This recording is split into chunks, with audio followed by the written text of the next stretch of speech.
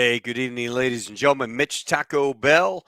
I'm your host for Tall Tales with Taco. It is an outstanding night to have another fighter pilot join us tonight. This is going to be a fun one. Francisco Paco and Taco. So you got Paco Chierici, and he is a former A6 pilot who transferred over to the F-14A, flew that for many years, became an aggressor guy flying the F-5.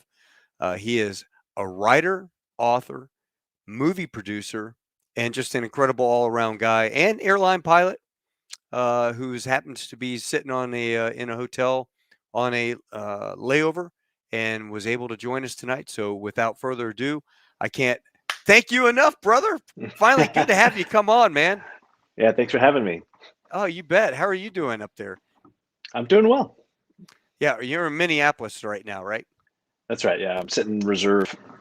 Ah, Yeah, yeah. I can see the standard IKEA furniture in the background, the yeah, hotel flavor of the month. Uh, well, not too bad. I mean, it could be worse. I guess you could be down in Buenos Aires or somewhere. When you get on the yeah, 330, you'll be in Shanghai and hitting all points west. yeah. So West and East. west and east, no kidding. Well, listen, I can't thank you enough for coming on. Most folks don't realize. It seems like most of my guests are pilots. I seem to get a lot of fighter pilots because I've got a big draw to the F-14. I love that Yep, airplane. Um, when we were sitting here talking about stuff, look at that. Isn't that gorgeous? I it think is Bio gorgeous. took that. I can't remember if Yeah, Bio took that or not. wasn't me. I I was still, I, busy. I still have, yeah, I still have a ton of F-14 photographs. You know, when you're sitting there looking at this stuff, and you're like, oh man, um, and I keep it over here in the side. But tell us, you went through flight school, I think in '87, and got your wings in '89. That's right. Yep. Where'd you go to school? I did my primary in Corpus, and Hmm. then I went down to Kingsville for intermediate and advanced T2s and A4s. So which squadron? 21 or 23?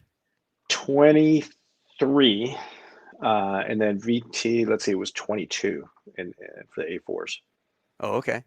Yeah, I Yeah. got a backseat hop in the A4 with a guy named Shattuck. He's probably down there about the same time you were. He was an A6 guy, Okay, Commander I Shattuck remember. Tuck. Yeah, he hooked me up with. Oh, Yeah, he was. that's a long He. time ago. It was a long time ago. It was December of 90. I'd have Yeah. to pull out my leave chit. I actually still have my leave chit. It Oh my said, gosh. request permission to land on the USS Lexington in the back of an A4 with Commander Tuck Shattuck for my prop appreciation ride. So I could Right. appreciate being a C-130 guy. But Is this the what a guy that did blast. they call him Tuck because he had like a Friar Tuck balding pattern? Yeah. I think I Call signs remember are him. great, aren't they? Yeah, they are great. He was Yeah. an awesome dude. I actually at the time, this is long before my wife, I was dating his niece, and we were at Oh, dinner, and he lived over on Corpus on base, and he goes, "Hey Taco, how are your grades?" I said, "Oh, they were okay, not too bad." And he goes, "Well, why didn't you go Jets?" And I'm like, honestly, sir, another year and a half from the training command. I don't know. I don't think I could do it. I'd probably screw up. Cross the whole short with my canopy open and get it down. Damn. I'm like, I just want to get out in the fleet, and so I chose C-130s, and 6 months later, here I am flying C-130s, and then my buddies, they're showing up in the fleet as captains. right. It took them forever to get over there, but Yeah. yeah. So you went A6s first. So West Coast or East Coast? West Coast, all West Coast of my Navy career, Oh, no except kidding. for except for six or whatever, a year in the Tomcat Rag out in Virginia Beach. But other than that, all West Coast. Well, you guys, I mean, your airplane kind of got some loving with Flight of the Intruder. Did you ever feel like, Yeah, dude. We had so I was an A6 guy first, so you got to show pride to your community. Even though I really wanted to fly the Tomcat, that was my first choice out of the training command. right? But you show up and you think that's going to be your plane for the next whatever 10, 20 years, depending on however long you stay in. So you adapt yourself to the community. And I used to, I was an LSO, so I'd sit up on the platform and the Tomcats would come in, and the Tomcat LSO would be like, "Yeah, man, that's a badass airplane," and then the A6s would come in, and I'd be like, "That's a freaking war club, buddy. It's not pretty, but it's a club." And so, the joke was, Tomcats make movies and A6s make history. That was our line, right? Right. And then Flight of the Intruder, the book comes out, and we're all psyched about it, and we know there's a movie being made because they're using Fleet A6s.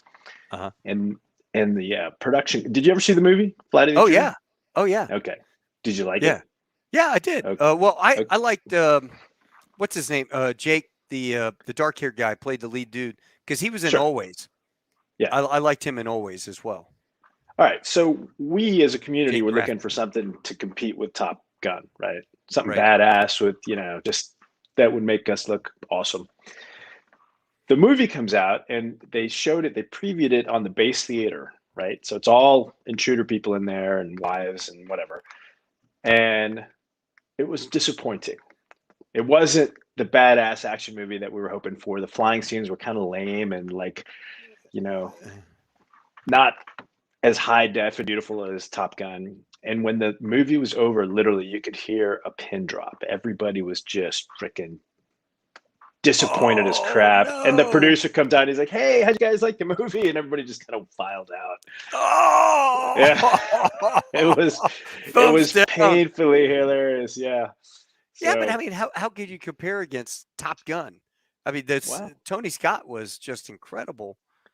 that's what we were hoping for. Because you Yeah. remember, our competition was not like the real world. Our competition was the fighter guys that Right. we finally thought we had something to compete with. And as it turns out, nobody went out and joined the Navy because they saw Flight of the Intruder. I still liked it. I mean, the book was great Sure, too. sure. The book is amazing. The book is amazing. And you mentioned earlier that I'm an author, and reading that book sort of was an inspiration for me to go. There it is, to go write books. I was like, wow, man, this guy kicks ass. I want to be able to write about the Navy the way he did. Sort of a authentic but exciting, thriller Yeah. book. So that's what first put the bug in my head to go write books. And how I ask every guest that's a writer because first of all, I'm amazed.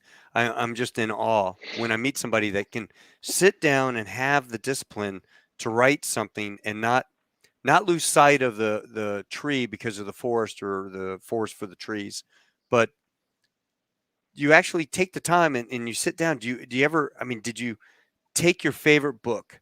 Like I like Tom Clancy, and I always thought, well, maybe I would Yeah. take Tom Clancy and just sit down and look at his book, at his style, the way that he wrote his characters out and described things. Maybe I'd use him as the basis. Was Dale Brown somebody you used for I your basis of footprint of how you sat down and took the time to write this? Because it's really well done. I mean, if you guys want to know the inside of what it's like to be a young fledgling pilot going through the schoolhouse, going through the initial sims, getting into the airplane, what they do on their off time, how they're sitting there talking, some of the nicknames. Pig, Pig is perfect. The guy's a brilliant dude, but you think he's just an idiot lazy and slob. Yeah. lazy slob. Yeah. So I digress. Go ahead. Do you have any books or hints or anything that you picked? I mean, I've always loved. So I've been writing my whole life, longer than I've been a pilot. And I've always loved thrillers. So I've read them all. I read Dale Brown and Tom Clancy, Flight Intruder, Stephen Coombs. Yeah, Stephen And Coombs. I'm sorry. Yeah, yeah, no worries. I was thinking Flight of the Old Dog. Yeah, never mind. Yeah, Old Dog. Yeah, and he was Air Force and not a pilot, but that's okay.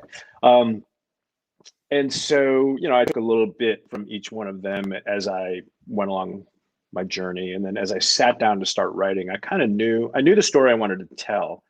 And it was just a matter of sort of outlining it, breaking it down into bits and pieces that I could manageably write. You don't want to sit down and try to write the whole book. At least I don't. It's too intimidating, to your point. So I just outlined it as specifically as I could, and then I would just write that scene and those segments, and then it all kind of pieced together really nicely. When you stick to the outline, it comes up pretty well. It Right. still took 5 years, 5 years to do. 5 years to make that. Yeah, the first one, Wow. including editing and stuff like that. And did you drive your friends nuts? Like, hey, I want you to read this chapter or read this chapter, or your I wife, did a your poor little wife? bit. No, my wife only read it once before it was finished. Right. And like me, she's actually lived all this, so she was like, "Oh yeah, I've seen this and heard this." So So it was real. So she agrees. This is real. yeah, oh yeah, yeah, Yeah. yeah, So take your wife out and go, hey, honey, I got this 5 year project. Or did she ever give you a time? All right, man, Paco, it's time, dude. You gotta crush this, or shelve it. no, no. She's incredibly supportive. She was great. Yeah. Well, that's awesome, because the time to get that and put it together is just unbelievable. Yeah, So hats off to you. I really am excited. thanks. My buddy Jeff Bolton just wrote a book, and it's going into the editing stage. He gave it to me to read and handed it Yeah, out to a handful of guys, and I'm like, dude, it's a beach book. I mean, kind of yeah, fun beach book, but there's some scenes in there that are really well written. I really like it. I mean, I could picture being yeah. in the bar and the banner back and forth with the guys. So one day I would love to sit down and write something, some fiction about Iraq. I have it in my mind. Yeah. You should. I mean, just don't intimidate yourself is probably the best advice. Just take it one bite at a time. Yeah, I think about. Did you guys, you know what that is? No, Cluster bomb.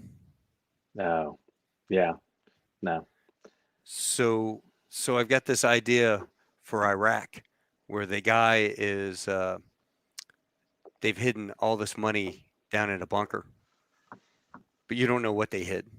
And right, then fast forward 2005, the Americans are there, and this young Lance Corporal gets busted for smoking pot, and the CO says, "Oh, you did this to try to get out of going on deployment. Well, guess what? You're going to Iraq, and you're going to dig holes every day, like that movie Holes." And yeah.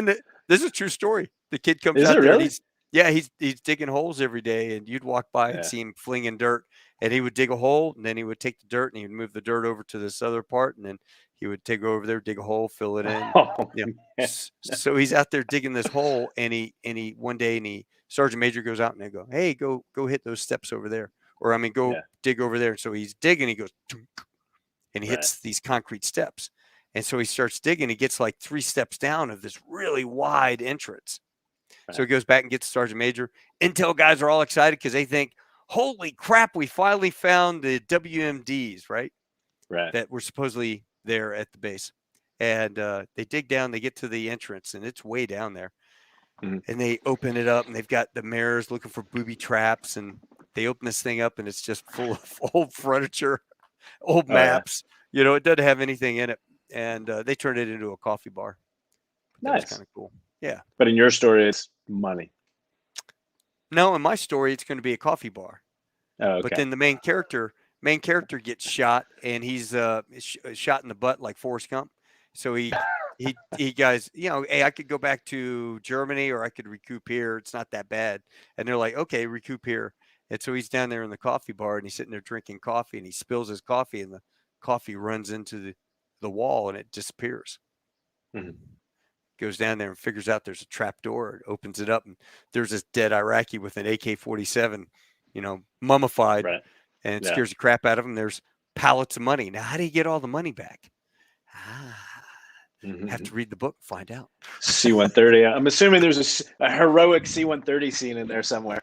Yeah, there is, of course. You know, yeah, not the C-17. I mean, we could definitely haul a lot of money back with the C-17, but I think they do kind of how you had the free mail. So free mail. So you Yeah. just put $200 per A time. whack envelope and just keep chucking this stuff back to the States. Officially, you're going to mail a bunch of money back. Mm. No, there's another way to get it back, but I'm not going to say, not yet. Okay. Um, but one day, and I love it, man, because I sit there and look at stuff like yours, and I go, all right, he's done it. So now you wrote your book. When did you write Speeds and Angels? And if anybody out there doesn't know, Speeds and Angels is on Amazon and Mhm. iTunes, I believe, as well. But Correct. Speeds and Angels is a documentary. Speed and How Angels. Speed and Angels. What did I Yep. say? Speeds. Speed and Angels. So that's a fighter term, right? Yep. It's when you're getting ready to dogfight, and you have set parameters that you want to start the engagement at, and when the lead is at those set parameters, he says speed and angels on the left, and the other guy goes, okay, speed and angels on the right. And speed, obviously, speed, and angels is the altitude. Right. See, I was So, sitting there thinking you were talking about Megan or something. Speed and Megan. Not no, Jay, but Megan. Uh, yeah, no. The term, the title of the doc came from our editor. So the director and I would be sitting back there in the editing room, like, what the hell should we call this thing? And we had like a dozen, working titles. And the editor one day she turns around and she's like, I've been listening to this stuff for months now, and the thing that keeps ringing in my head is Speed and Angels because it's what they say before every fight. right. And we look at each other like, of course, Speed and Angels is perfect, That's it. perfect title. Well, that thing was awesome. So, how long did it take you to produce that? That was another 5 year. I think everything I do is a 5 year project. So yeah, that was supposed to be an 18-month project to do a documentary about my reserve squadron, which is really cool adversary squadron flying F-5s, and all they do is dogfight. In Mhm. fact, there's a really great YouTube video that shows the concept of what we were going to try and make. It's called The Last of the Dogfighters. Um, and it's like 12 minutes long. That was the first thing we produced to try and Uh-huh. raise money and get permission from the Navy to make the rest of the movie. Um, and it obviously morphed into something broader. Once the director came into contact with the students, she's like, yeah, you guys flying F-5s are, you're fine, whatever. But these students are, they're 23, 24 years old. 1 year of their life is like this incredibly dramatic change from student to fleet aviator, where, Mhm. in 12 months, they can go from a know nothing to actually in combat. And if you've watched the doc, that's exactly what happens. Right. Um, so the kids were obviously much more exciting and had a bigger character arc than the adversary pilots. And so that's what the movie morphed into. It was a movie about young rag students and that 1 year of dramatic change in their life. Um, Now, did you and have it to came out treat it? really well. It did. It came out great, but you didn't have to treat Yeah. it like reality TV shows, which is not reality. You didn't have to Yeah. sit there and say, "Hey, Jay, I want you to do this," or direct anything. It was No. There were a couple times where they would say something that was really important, and the director would say, "Oh my God, that was incredible. Can you just say that again?" And that's all. That's all she would say. There was no leading the witness or anything like that. Yeah, it's all real and raw, and I mean, it's as dramatic as any Hollywood movie, and it's all real. yeah. Well, the cinematography was great too. I mean, Yeah. reminiscent of Top Gun and Yep. some of the valley scenes in El Centro and whatnot. I mean, Yep. that was Yeah, we shot it all in the same. There's not a whole lot of places in the Navy inventory where you can shoot that kind of footage, and so we basically shot it in the same places as they did for Top Gun. We shot it up in Fallon and out yeah. on the boat. Well, how did you get permission to mount all the cameras? Was there any special thing that you had to do to mount the cameras? It's it was a grueling undertaking to get permission from the Navy to do anything. Well, not anything. So there's two aspects of permission, at least at the time. I'm not sure if it's different now. To making a film or some sort of a documentary with the military, the Navy specifically. There's the documentary side where you're just interviewing people, Hmm. and there's no hardware associated with it. And we got permission to do that right away. They were super psyched to have us do it, and it took less than 30 days. And then we had to recreate all those flying scenes. And everything in the movie except the crash scenes are uh, original footage. We shot all of it. And there was two different types of images, general image categories that we got. Internal to the cockpit, and we had cameras stuck on helmets, cameras down by the left knee, over the shoulder. We had cameras on the glare shield looking back, even during the landing phases. So we had cameras mounted in a variety of different settings in a bunch of different airplanes. And that was pretty tough, but there was an existing release from, I think it was NavInfo, I can't remember who was in charge of all that kind of stuff, to put lipstick cameras inside airplanes. And it may come from like the Blue Angels or something like that. There was some, permission that had been done, and we didn't have to recreate that. And then everything external, we just shot from a Lear or from a mountaintop. Right. So we tried for a long time to get cameras mounted like on the outside of the airplanes, like they actually did in Top Gun, but it was just, as for a documentary, the budget we had, there was just no way to be able to go through that. Right. We interviewed all the guys that were in Top Gun, Yeah. and they were talking about how they mounted them on the F-14 on the backside there to get a lot of those shots and stuff. Those But are they such went cool through shots. all of the shots were just, I mean, the photography in that movie is beyond belief.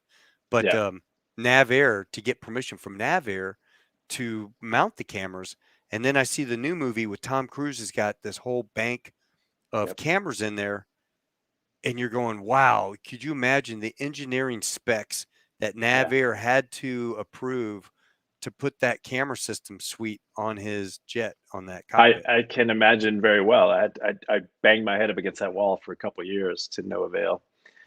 Northrop was going to support us in the F5. They were going to hollow out one of the drop tanks for the F5 and put cameras in the drop tank and stuff like that. Yeah. But it was just so expensive. Like our total budget was $1.5 million, which is huge for a documentary, but not like, Top Gun. I mean, their budget was probably $100 million or more. Not the old one, the new one. But did you have to pay the Navy for the use of the airplanes, or you were out on training and you just got to coincide a mission? Any flight where that jet was just going out and doing its normal mission, we could put cameras inside at no charge. But all the external shots where, they're doing all the dogfighting stuff, we had to literally rent those planes from the Navy. And there's a sheet that they publish every year. It's like F-14s, $14,000 an hour, F-5s, $3,000 an hour. And so, you budget everything out, and to the minute you're like, okay, we have this flight's going up at this time and it's landing at this time. You can't exceed it, or we won't be able to pay. Right. So, and plus you had to pay for the Learjet or whatever to go along, right? Yep. Man, hundreds of thousands of dollars. Did you get to go join in the Learjet, or were you actually flying the airplane?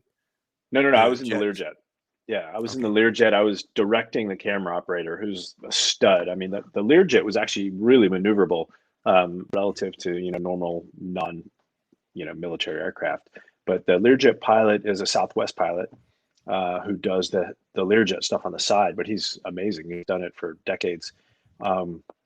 And it was fully briefed. I had to go down and brief the air boss, the 4-star admiral in charge of all Navy flying assets down in Coronado. And I literally put a packet together. It was probably 100 pages long with every maneuver that we were going to do, where everybody was going to be, what valley, where the planes were, all colored arrows and everything. And it was very, very canned and prescribed. But you cut it all together and it comes out to like a really cool dogfight scene. Yeah, it was. I mean, it was amazing. So for the amount of money, $1.5 million, you're a stud. Did that open any doors for you in Hollywood in terms of, hey, why don't you come, Paco, why don't you come work with us on this project? Or No, not at all. Yeah, I'm not super interested in doing that. I know a few people down there, and it just seems like it's not my style. I don't want to. Yeah. Well, are you working on your second book then? The -2 of Lines in the Sky? Is that another? Oh, I got to wait 5 years to read that? No, I'm already well into it. Yeah, it should be. Hopefully, I'll be done with it later this year. What's it going to be based off of now? It happens maybe 6 to 9 months after the end of Lines of the Sky, and Uh-huh. it's the same sort of core cast of characters. And all the books, ideally, I've got probably 5 of them in mind. They Right. all follow Slammer, who's the lead character, through his adventures, and all the peripheral characters come in and out, of the books unless they die or something like that. Right. So are So, you when you get to be rich and famous, what's the first thing you're going to buy? oh, I don't know. AC Cobra? AC Cobra, yeah, a For replica. you guys, the main character in the book drives this beautiful vintage AC Cobra that was his dad's. Yeah, So it's kind of neat. Yeah. yeah. That would be cool to actually own one of those. Oh my God, it's my dream car. I would love to have one. Now, did you fly in the Gulf War or in Iraq? No, I finished the A6 rag in July of '91, which was, the Gulf War started in whatever, January. January 16th, I think, of '91. Yeah. So I was in the rag, and I fully expected to be deployed into a long war. In fact, before we went to on Christmas leave in December of '90, Yeah. they pulled all the rag students into the big auditorium, and the CO got up and he's like giving us the rundown. He's like, "This shit's going to be real. It's happening. It's going to go on for at least a year. We expect some fairly substantial losses because we're flying an A6, which is an older platform, and there's nowhere to hide in the desert. So, you guys are going to see some combat. So get ready, write your wills, say Oh. say something to your families when you go away for Christmas, and when you come back, just be ready to finish up and go to war." So I'll never forget that. That was pretty sobering for a 23-year-old kid to hear. Oh Um, yeah. and then the war started and was over 43 days later. So I joined my I joined my squadron that July, the day they flew in from the war, and I was like the happy-go-lucky new guy, and they're like Yeah. salty, combat Yeah. Yeah. Yeah. vets, and they had lost a plane, so it was even more sort of the culture was even more entrenched. So I was the new guy, the annoying new guy for at least 6 months. Right. We were in Corpus when we got our wings, Yeah. VT-31, and this admiral gets up there. We got our wings on January 18th, so the war had just started. Oh shit. And now all our parents are there, and he goes, "Ladies and gentlemen, I'd trade my entire career and all my stars to be in your seats right now. You guys are going to see some shit. You guys are going to see stuff that we all dream about, we train Yeah. for, and we do this. You guys are going to have a great career. You're going to love it." And then he goes, "And I just talked to my buddy up at the Pentagon, and we ordered 150,000 body bags. So this thing's going to be big." And I mean, that's not the thing you want to say with your parents sitting there. "Hey, we just got our No. wings, Johnny, and we're going to war. And oh, by the Yeah. way, your son may die. We have 150,000 body bags." So Yeah. it was a very somber, like you said, Yeah. sober, I mean, somber moment. I'm trying to remember the exact number that the CO said, but he was like, we've modeled it out that there's going to be like 40% attrition, which was, is an enormous, that's like World War II, losses. Yeah, But half they a just they squadron. just thought the A6 was just going to get pummeled, and obviously, the war planners did such a great job that didn't happen. Yeah, yeah. Or the Iraqis just suck. Let's face it. Well, I But mean, they did if you have a look lot of back on it, missiles going up. Yeah, they had the strongest IADS, the integrated air defense system, hmm south of Moscow at the time. It was yeah, the most heavily defended city. But you give the U.S. military 6 months to plan a war, they're not gonna. They're gonna kick some ass. So it was well, it was an amazing execution.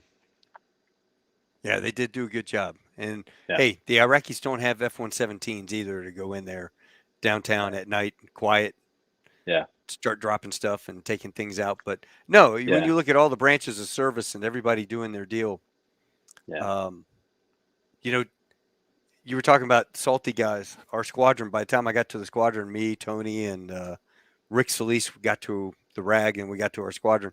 We had one airplane. It was the Hangar wow, Queen that couldn't deploy, right? yeah, And it was stuck in there and didn't fly. So our first flight in the fleet squadron was back in the RAG because they needed a couple extra co-pilots. And so right, when the guys come back from the war, we've got our little national defense Yeah. pizza stain Yeah. on the uniform, and Yeah. Gunny be walking down the hallway, and you're in your chucks, and he goes, "Hey, sir, hey, do you have pizza for lunch today? You got a stain on your shirt." And I did have lunch, and I was Nice. like, "Shit! Oh, God dang it! Thanks, Gunny." And then and Again. then yeah, and then at Christmas or for the ball, all those guys, they spent all this money on their racks, and they got Yep. all their war medals and air medals and everything in there. And then I Yep. think it was Kuwait came out with that big garbage looking thing, and they were all pissed Yeah. because they had to spend another $200 to go get their medals remounted for the ball. And I was like, Yeah. I got my little national defense, Right. and yeah, that was it. I got that Kuwaiti medal actually because I deployed right afterwards. The Ranger went out. I think it was, let's see, that a year later, and we were the first carrier on station once they started up Southern Watch. Right. When Saddam started sort of shaking his sword again, and we ended up getting that Kuwaiti Liberation Medal. I think is what it was called. Really? Yeah. Yeah. It was a Kuwaiti liberation. I never got that. There was a couple of them that I just didn't get. It's pretty big. Yeah, it's like huge, big palm tree Yeah. looking thing, right? Yep. No, no, I'll pass on that one. Yeah, that was an extra $200 to get that mounted. I don't think I wanted that. Funny, but no, the guys, over in Iraq in 05, I was the assistant air boss and ran Al Taqaddum, and so we had mainly transports coming in, but we had a lot of fighters from Al Assad that would get weathered out, and they would bingo over to TQ and land there. The actually, I think we had some F-14s. When did the F-14s go away? In 06? Yeah, September 06. Yeah, I think we had a couple F-14s bingo into TQ, and we found a former Marine who was what do you call the not plane captain, but the guy that de-arm all the bombs or arm the bombs or Ordis. ordnance guy. Yeah. And so this guy, he was got out of the Marine Corps and went to the Army Guard, and he was over there, and he told somebody, "Yeah, I used to do all this stuff." And so they were like, "Hey, man, we need you." So they got him out there, and he was working on the F-14s. Yeah, that was neat going out and seeing everything. Yeah. So you never got to fly the F-18. No, I fought against the F-18s for basically my whole career, but no, I never flew in one.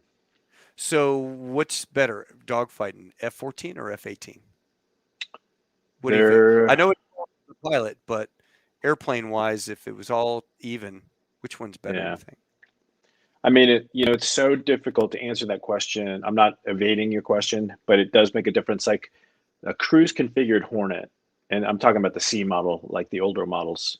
You put a couple tanks and rails on that thing, and it was kind of a pig in the F-14.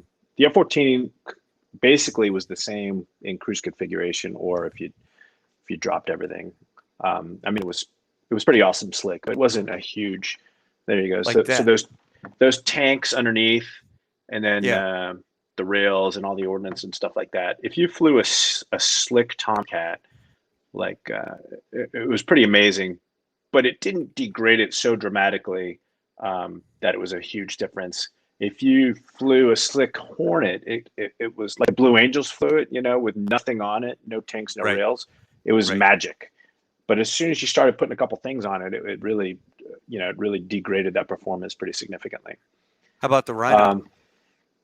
Rhino was amazing. So when I flew the F-5 as an adversary for 10 years, and the first probably, I don't know, 7 years was just Charlie's, the baby Hornets, we called them.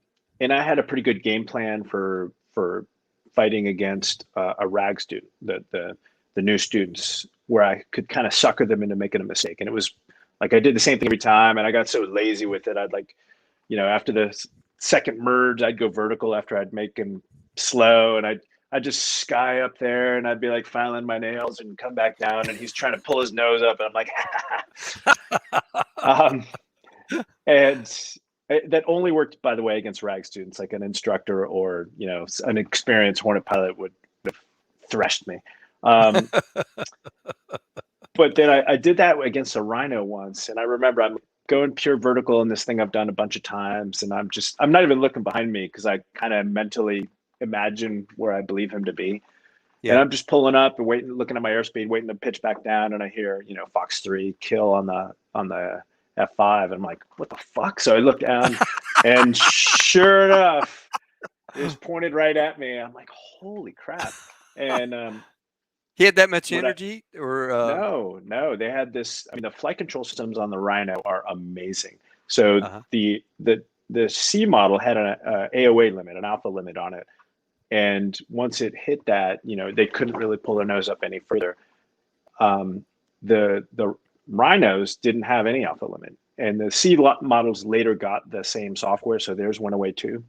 But that guy, I talked to the instructor afterwards. He was like, "Yeah, we were pointed right at you in a tail slide, essentially. I mean, I'm not sure he was actually going backwards, but there was zero airspeed on the airplane, and he was Right. able to pull up and and get a Oh. radar lock and shoot me." I'm like, holy shit! Now what am I gonna do? my game plan, my game plan is now out the So window. what'd you come up with? Did you have a specialty after I that, was or never really able to beat the Rhino and the F5 after that, unless I was unobserved. If they lost sight somehow, I was able to, capitalize on that. But there was I couldn't come up with any like trickery to put them a rag Rhino. Now the fleet right? Rhino, like I was saying earlier, it got really degraded, and I could kind of, if I was lucky and good, and I couldn't do it all the time, but I could kind of get the Rhino in the same situation where I would have vertical airspeed and he'd be kind of stuck and he wouldn't be able to come up because he had 3 tanks and 2 rails on it. Mm-hmm. But not like I could on the C's back in the old tape days. Yeah, I dogfighted an F-14 once, Yeah. and another F-14 in a C-130. No. I had my uncle was an F-14 Rio, and he got me hooked up with this guy Steve Usack, and I can't remember if Steve was a retired Navy captain at the time, and he was in charge of the sim building. So I was up at Norfolk, and I called him up. Hey, sir, it's Taco. It's Bruce's nephew, and hey, why don't you come over? I'll take you flying in an F-14. I'm like, yeah. So I go in there, and it was the dome, right? And we Okay. were in the Yeah. little domes.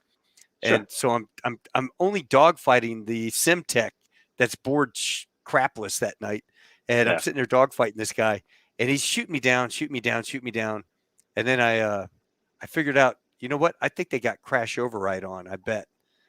So when we went on for the break, we went out, and I came back, and I dove down, and I went underground, and he's flying. He's like, where are you? Where are you? And I'm flying underground, and the ground's moving above me, and I could see him up there. Oh, So that's I hilarious. pop up from underground and then shoot him. He gets That's so awesome. pissed, that's cheating. I'm like, hey, ain't cheating if you ain't trying, man. That's the Kobayashi Maru, man. You hacked the system. That's true. That's true. I figured out that we were on crash override because I guess he didn't want to have to get out of his box to go reset the sim or something. But That's yeah, awesome. that was kind of fun, man. That was a great airplane. I can say I flew an F-14, not very There well, you go. but I flew an F-14. It was enjoyable. Same Well, here. look at this. Look at that stud. That's a long time. I don't even know who that guy is anymore. Yeah. You still look great, man. I was sitting there going, internet's a wonderful thing. You can find all sorts of pictures. Now, please tell me that you flew that Spitfire. Is that a Spitfire back there? No, it's a Yak 50. And I actually have one of those. That one there is not mine, but I have one that's the same exact model essentially. And we go up and dogfight those things now. Old man dogfighting in the old propeller airplanes. Oh, that looks like a Spitfire. Yeah, they're all painted up Kind of. cool. Mine looks like an F4 from like Battle of the Philippine Sea or something like that. It looks pretty cool. F4U Corsair sort of paint job. Oh, wait a minute. Were you on some TV show? Were you like the F4 or the fighter pilot guy on a History Channel or something? Did you do that? Did you do any History Channel? I'm sitting there wondering, hey, folks, look at that stud right there. Look at that guy right there. Still the same, just put some shades on. Yeah, right. Yeah. Old. Yeah, but you're not young like see, look at that young guy. Look at this old guy. Young, old.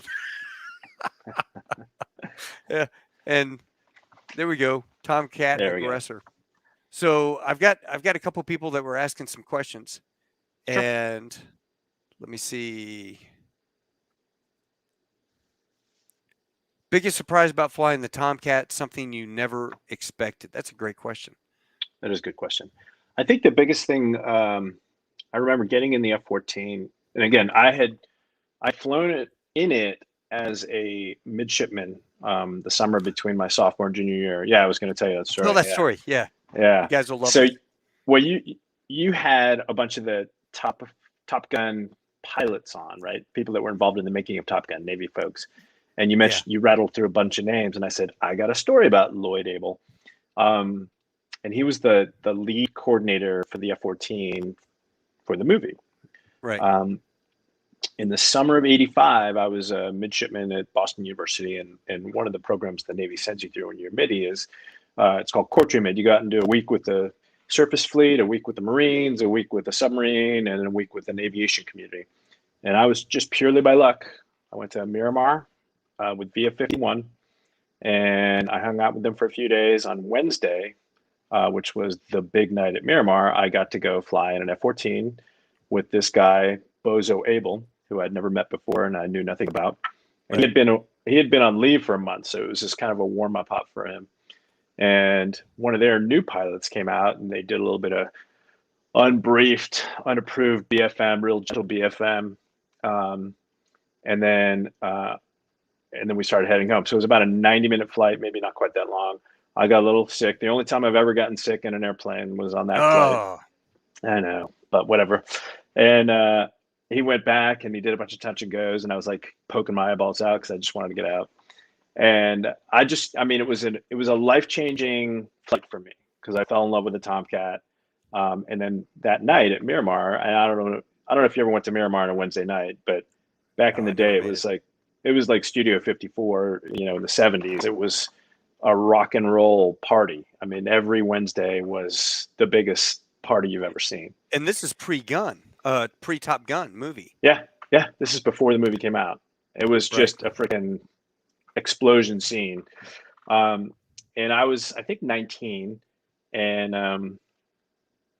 the new pilot that I had flown against, they all took me to the club after we debriefed, and I was drinking because whatever, it was a military base and nobody really gave a shit.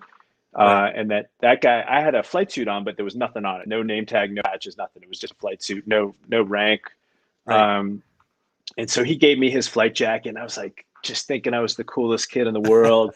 I just remember leaning against this hole in the back, like in the veranda of the Miramar Oak Club, just sort of like this shitty grin on my face and the beer and kind of drunk and just like, oh my God, I just want to do this forever. Yeah. And, Yeah. the movie comes out. I think it was 9 months later, the spring of '86. And I'm in the movie theater in Boston, just loving it, eating the movie up. And it ends and nobody leaves. And I'm just the only person in the theater watching the credits and up, Right. every name. And there's, the F-14 coordinator, Lloyd Bozo Abel. And I stand up all by myself in the middle of the movie theater. I'm like, I know him.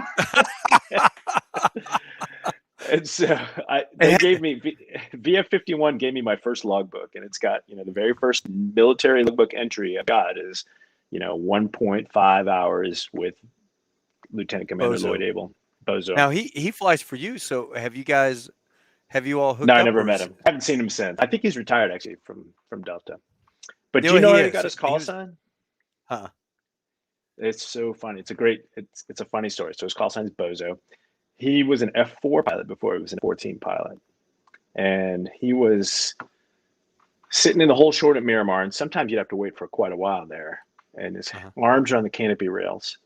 And somehow, and I'm not an F4 guy, so I might be tripping up this story a little bit, but the gist of it is that the Wizzo can close both canopies. It's two separate canopies, but he can close both of them Right. at the same time. And Lloyd was just sitting there, daydreaming, and all of a sudden at the last second notices the canopy is coming down and pulls his arms in, but the canopy snags the elbow of both elbows on his flight suit. So Right. he's trapped. and he can't reach the The intercom ICS. switch. Yeah. He can't reach the radio. He can't reach any controls to open the canopy. He is literally trapped in his own airplane that's running, both engines running, waving his arms. Oh, next time I And, talk to him, I'm going to eat this up. yeah, This is great. yeah. And so how did he So get out of it? How did he finally I get out? can't remember. I can't remember. This is freaking 19 or whatever it was, 1985. I heard this story. So Right. God, that's, that's how he got he's, bozo.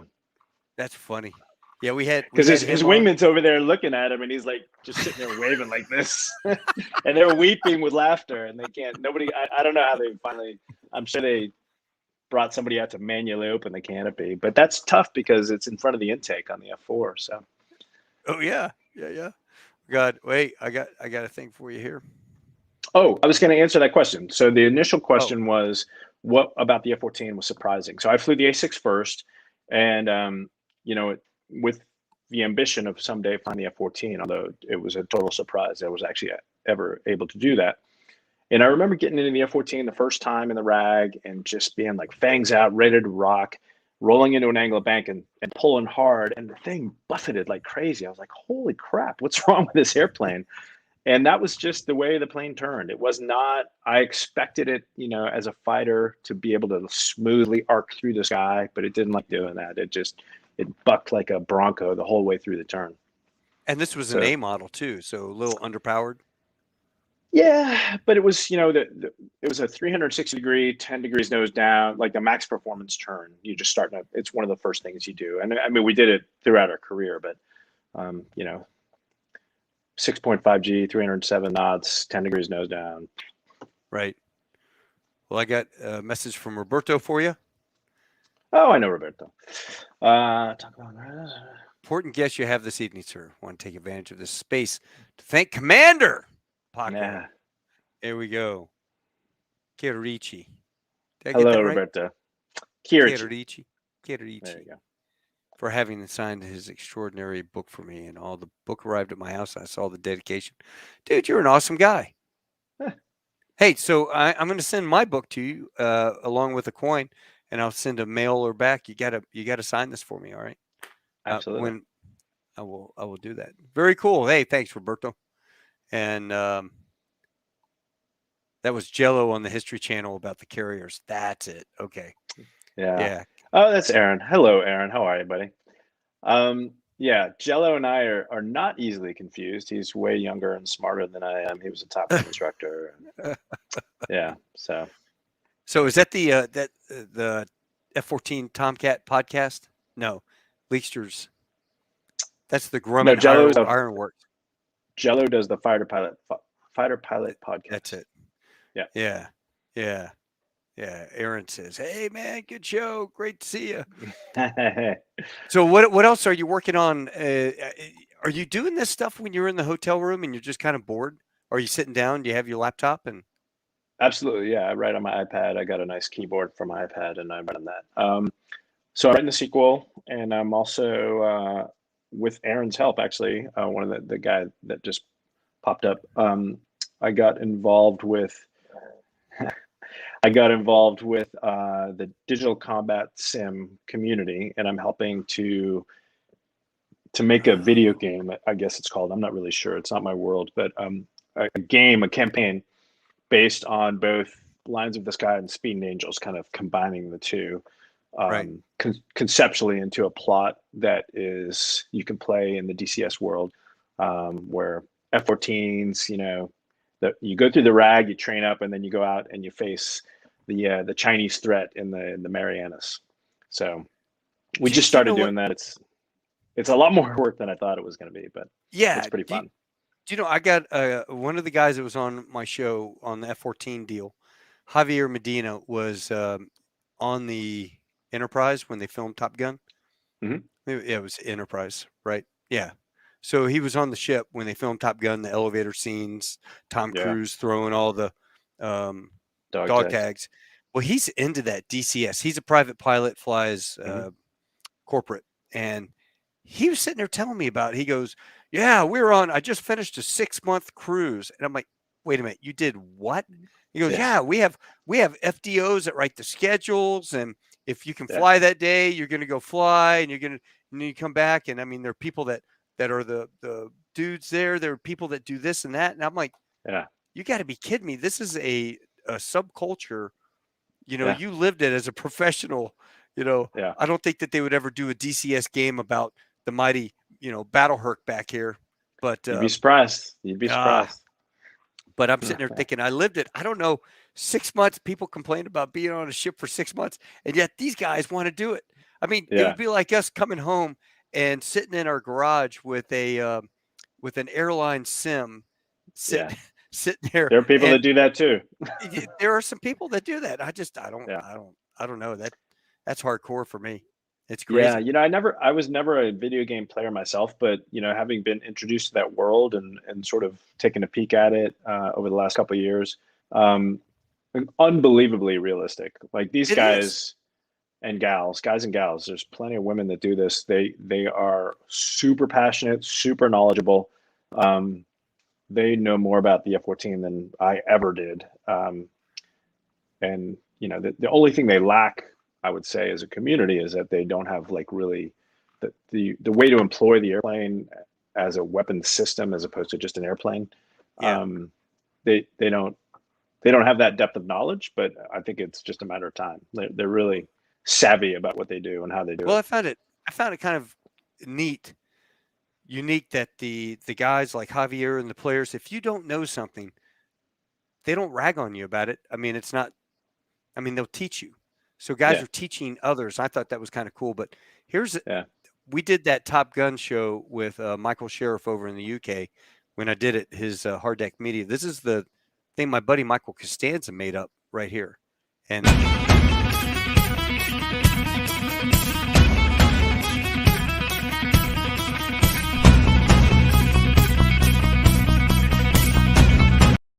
I mean, I look at that. That's like, man, that's real looking. That's pretty yeah, cool. yeah. It's funny too when you sit on Facebook and somebody sends something and goes, "Look at this," and you're like, "That's got to be DCS. There's no way that's real." I know, but it takes you a few moments to like Figure it out. discern between the two. Yeah, God, Top Gun 2050 might just be DCS, yeah, CG DCS that you never know. I mean, it's kind of funny the editing. I yeah, had a I had to write to a bunch of my F-18 buddies, and I'm like, dude, for the love of God, tell me that, because I heard Tom Cruise had told him he really wants to fly in the jet. yeah. And then all of a sudden I see the video and I'm going, and he peels away. He's in the cockpit and then he peels away. I'm like, oh my God, that's a single seat. That really, I No, think, yeah, they yeah, edited it and spliced it, and they're like, no, that's an F-15 or F-18 E model or a D model, or you could yeah. tell by the tips of this. Yeah, yeah. No, they did a great job, and they I think they gave him either a fake stick in the back or they just had him simulating the hand motions, and Yeah. he would like choreograph everything. The guy in the front would be like, "All right, ready? We're gonna roll right and pull," and he would be like, "Urgh, urgh." So he Yeah. did it. He did. I mean, he's an actor, right? He's a super successful actor. So he kicked ass. I mean, he really did well.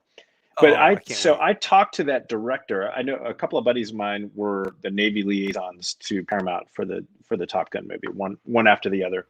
Mhm. Um, and I have just hours and hours of footage of F-14s from the making of Speed and Angels that were not used in the movie, just kind of sitting there.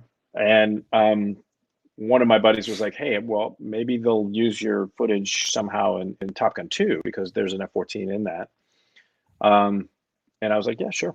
So I talked to the director very, very briefly, probably a 5-minute conversation, if that. And I told him that, and he's like, "That's compelling, but what we're actually going to do is we're just going to film it all with an F-18 and then put a skin on it, an F-14 skin on that image."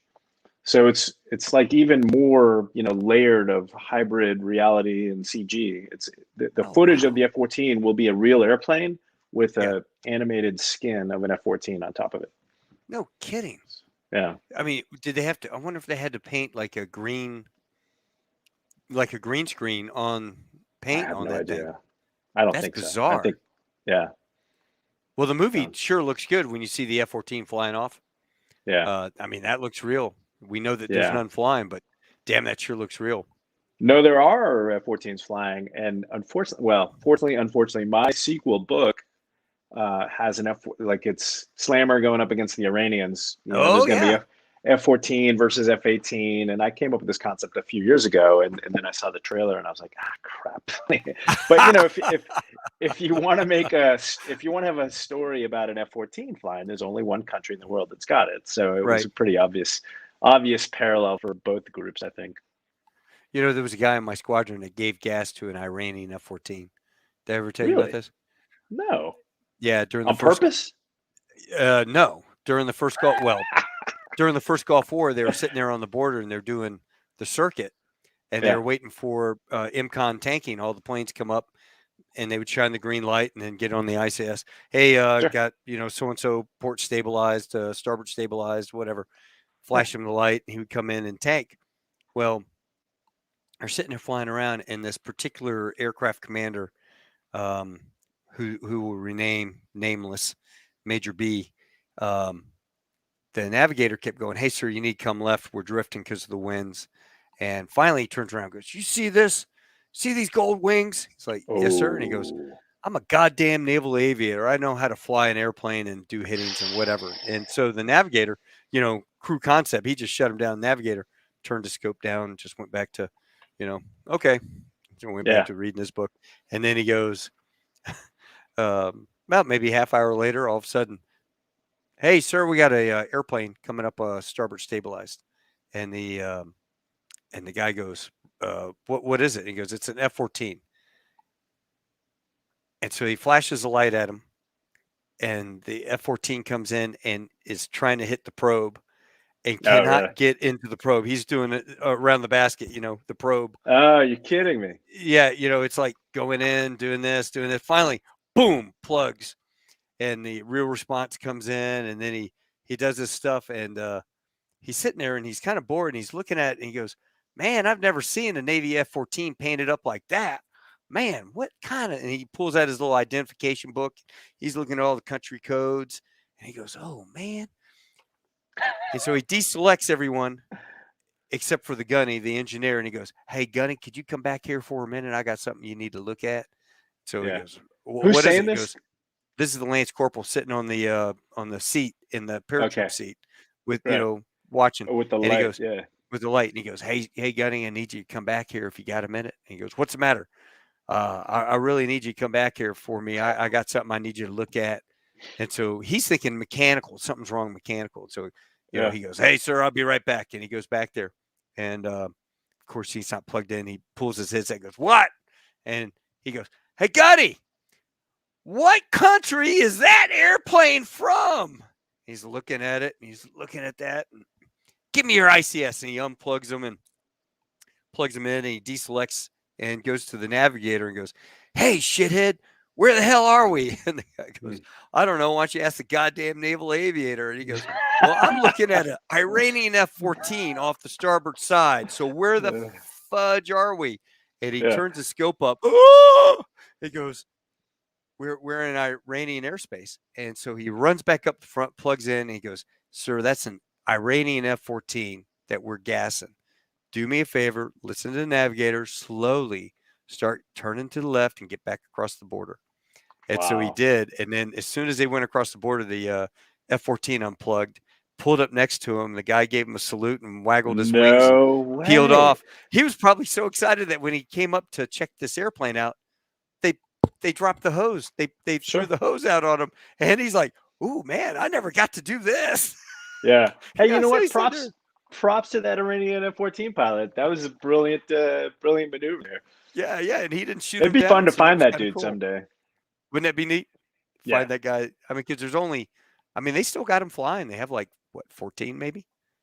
Yeah, I don't know exactly. Probably a dozen or so that are actually operational, which Yeah, is remarkable. I mean, the fact that they're still flying after whatever 30 some years of yeah. non-support. Well, if you ever make it down here to Texas, we have two F-14 sitting out in the field that were Okay. scrapped. They were supposed to be scrapped, and they never were. And so people go out there and just steal parts off them. I took the donkey door off of it, No way. off the refueling probe. I took Yeah. that donkey door off, and the TAT probe, and I gave No the way. donkey door to my uncle. Oh yeah, yeah, you can come down and get a piece off a real F-14. I'm sure the Wow. Iranians are listening. They'll find out. But sorry, man, Yeah. that thing's been sitting out in the field for 30 years. I don't think it's going to do much good. Yeah. Gary has something here. My wife commissioned an F-14 ice sculpture for a wedding cocktail hour. Oh, I like that. Did it have a shot luge in it? I That's right at the dump mass. That would have been genius. Oh God, that would have been funny. Robin, Does the DCS game DCS? fly like the real airplane? Have you flown The and did you guy. crash? I have not actually flown the DCS game.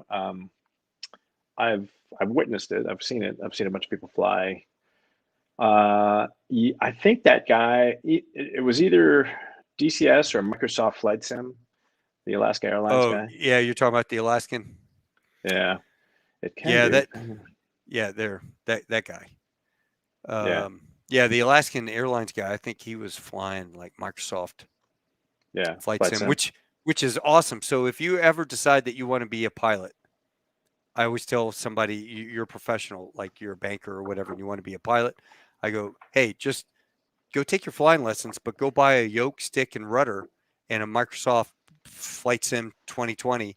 Get Yep. off eBay. Somebody's upgrading, buy their old one, and then you can use that. And in between your flights, you go in there and spend an hour flying the same profile that you were doing. So that by Yeah. the time you get into the real airplane, you accelerate your training, and it doesn't cost you anything.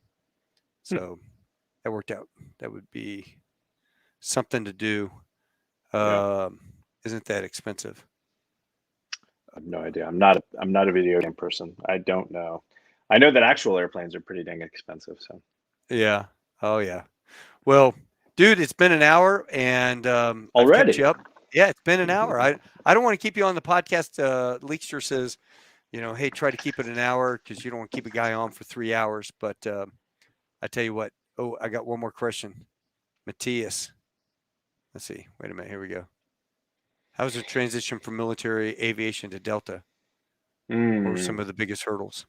Good question. Yeah, that's a great question that would probably take an hour to explain in full detail. I mean, it's a military pilot is overqualified to be a civilian commercial pilot, in the sense that we fly our airplanes harder and further into the envelope than any commercial airplane ever will be flown. So it was actually, by the time I was going to fly my first airplane as a co-pilot was a 757, 767. It was a month of class and sims, and off you go. It's flying an airplane, and that part was pretty easy. The difficult part for me was going from being a fleet F-14 aviator who was going at 14,000 RPM. Just everything's an emergency, everything's exciting, everything's hair on fire, and um, it's just a fast pace bullet train, to commercial aviation, which is sedate and mellow, and that's the way it should be, right? You want to be Mhm. you want your passengers to feel as if they're in their Barca lounger and they just happen to be going 500 miles an hour, and they land somewhere and they're like, oh, we're here, you can have my drink. And that change of pace and speed was very difficult for me. And I was really fortunate to be able to go fly F5s, in my off time as a reservist to sort of get that part of Get that my, need for speed. exactly. Yeah. It would have Did been you retire? really difficult. Yeah, I got 20, Ah, nice. And how old are yeah, you now? 57? 55, 55? 55. Yeah. Dang, man. A couple Yeah. more years, you start drawing that paycheck from Uncle Sugar. Yep. I'm going to buy an Yeah. AC Cobra. uh, just Temperance. Just finished reading Lines of the Sky. I loved your writing style. I got to say, Oh, I hey. really, I really like his writing style too, and I will finish this book. I've only gotten about halfway through it, but Oh man, it gets better and better as you go. let's see. Flying to Atlanta soon, just to fly on the 717. I think the 717 is kind of like our. We had the F-100, and that Mhm. was a fun. We called it the Barbie jet because it was a Yeah. little small, tiny jet. That was a lot of fun. Um, I think going from C-130s to airlines was kind of a really easy transition for me because I was used to hauling the Yeah. trash and but we would take off. We would have two bags Yeah. because you might leave Cherry Point, go to um, Iceland, go up to Keflavik, and Hmm. then to Boda Norway, and then down to Mildenhall, Bitburg or Rhoda, lodges, Azores, and home, Yeah. or lodges in the Azores and Bermuda and home. So you might have to have cold weather gear for Iceland Right. and your shorts for eating swordfish and drinking beer on the beach in Rhoda. That's So rough yeah, you'd life, always man. carry around a lot of stuff. Mm. Yeah. Got another one. Let's see. Books on my Kindle. Look forward to reading it. Actually, thought it was nonfiction when I bought it. That's pretty good. it's it's fictionalized reality. How about that? Yeah. Let's just say that there's probably a couple characters you might recognize in reality if you were in the squadron, Right. because I bet you based a couple people off some real characters I didn't actually take anybody, and just cut them out and put them in the book. There's bits and pieces of real of people in each everyone. character, but they're not. There's nobody that's except for Hob. There's a character called Hob. You probably haven't gotten to that yet, where he gets his call Mm. sign. But the story where he gets his call sign in the book is the actual story of how he got his call sign. So when you get there, you're gonna fall over laughing because it's kind of hilarious. And he unfortunately passed away in a plane crash, but he was just exactly the same way in the book as he was in real life. Just awesome, larger than life personality. Well, I love your call signs. I got Slammer, Dusty, Silvers, Pig, Yeah, Moto. We had a Moto, Master of the Obvious. yeah, that's exactly right. Master of the Obvious. We had a guy, we called him Worf Hmm. because he looked like that Klingon and he had hair plugs and they were really bad. And he looked like Worf, so his call sign was Yeah, Worf. Then there was the dude that, worked out every day yeah, over in Iraq. They called him Muscles. He was a Cobra dude. It right. just he was a big muscle head, but they just called him Yeah, Muscles. yeah. That was pretty funny. There's so many good ones. There's a hi-fi who actually became an admiral, but his last name was Harris, and his when he was a young, I think, lieutenant, his he did something in the CO called him Harris, you fucking idiot, and of course that acronym became his his call sign forever. Even as an admiral, he was hi-fi. Well, we had this guy Larry, and we went out to Hawaii, and the whole crew we went out surfing up North Yeah, Shore. uh-huh. Went up there and they had the surf competition. Well, Yeah. Larry takes his shirt off and he goes and runs in the ocean. And he's one of those guys that my dad would say, had Larry been born 5 minutes later, he would have been a gorilla. And his back looked like a silverback. I Uh, mean, he was, and so they start calling him Harry Larry, oh and no. he didn't like that very much. And then when he picked up captain, he was a first lieutenant. When he picked up captain, he took over the S2 shop, and he goes, there will be absolutely no cursing in my office, no cursing at all. And I didn't know this. And I walk in and I'm like, hey, Larry, where do you guys hide that fucking blah, blah, blah, friggin' blah, blah, blah, blah. Mhm. And hey, Mitch, there'll be no cursing in my Oh office at boy. all. And I was a first lieutenant. He'd picked up captain. I'm like, okay. Where do you Right. guys hide those frigging whatever and slides I need? And he goes, all right, they're over there. So then I go back in the ready room and I tell the FFDO or the FDO and a bunch of guys were sitting there drinking coffee. I go, hey man, you guys won't believe this. Larry has made an announcement that there is no cursing in his office, so you can't Yeah. Of curse. So what do? They walk down there course. and they're like, Yeah. "Hey, where's you fuck bop bop, Yeah. bucking something, Yeah. sucking, farging ice hole?" And next thing you know, his call sign is effing Larry, but it was Right. the full effing, right? Right. Effing Larry. Oh, Awesome. he hated that. And Yeah. he'd go in there and erase it, and it would be up on the board again. And that was it's Yeah. you get a call sign and it sticks. You can't get rid of it. No, and if you're like one of those people that gets irritated by a certain thing, the group will figure it out. You better have thick skin, man. Yeah, yeah, you better. It's like Dave Fravor, Sex Yeah. Fravor.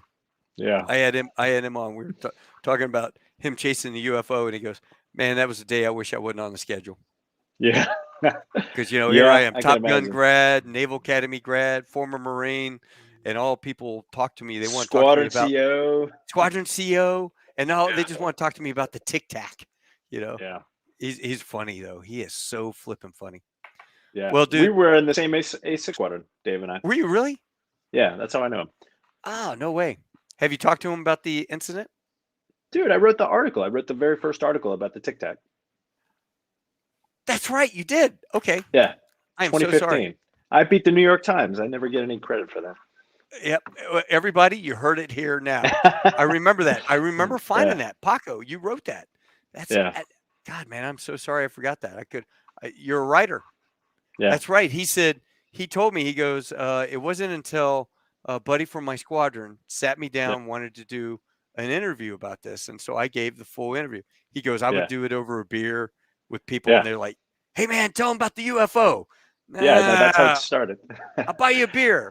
I would call Oh, it. He told me in a bar once in like 2000 and whatever 6, and I just blew me away. I'm like, "Are you serious?" But he told me as much as you could tell me in the bar over a few drinks, and I would literally call him when I was having some friends over. And I'd call him a couple drinks into it, and I'd put him on speakerphone. I'm like, "Dave, tell him the story," and he's like, "Uh."